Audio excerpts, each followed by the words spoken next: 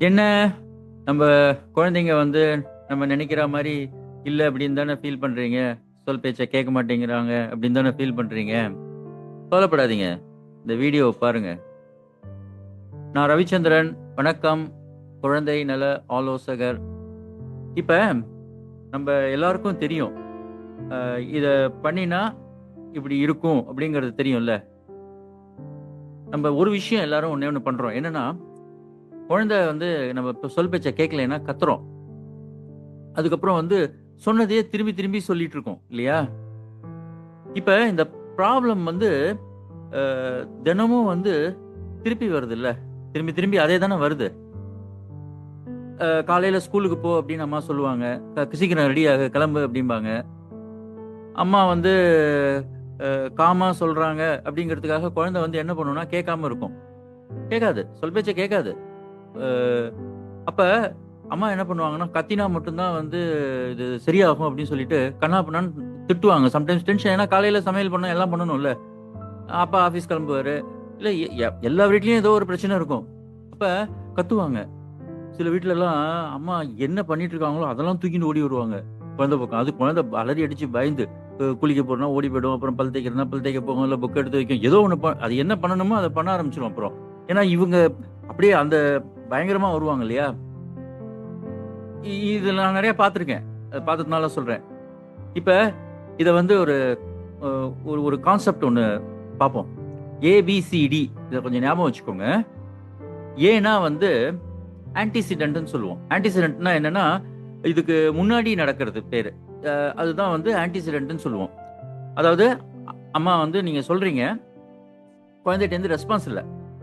அப்போ உங்களுக்கு என்ன ஆகும்னா, இரிட்டேஷன் ஆகும்ல. ஒரு மாதிரி ஒரு எரிச்சல் உண்டாகும். கரெக்ட்டா?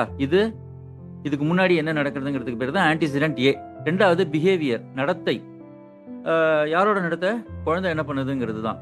அப்ப குழந்தை வந்து என்ன பண்ணும்? நீங்க சொல்லுவீங்க, குழந்தை கேட்காது. அப்ப டிலே ஆகும். கரெக்ட்டா? உங்களுக்கு இன்னும் கொஞ்சம் டென்ஷன் சூப்பரா இருக்கும். அடுத்தது சிங்கிறது வந்து கான்சிக்வென்சஸ். கான்சிக்வென்சஸ்னா என்னன்னா, இது 2த்துக்கும் அடுத்தது என்ன நடக்க போகுது? அப்ப என்ன நடக்குதுன்னா, அம்மா கத்தினா குழந்தை வேலை செய்யும். இதுதானே நடக்கும்.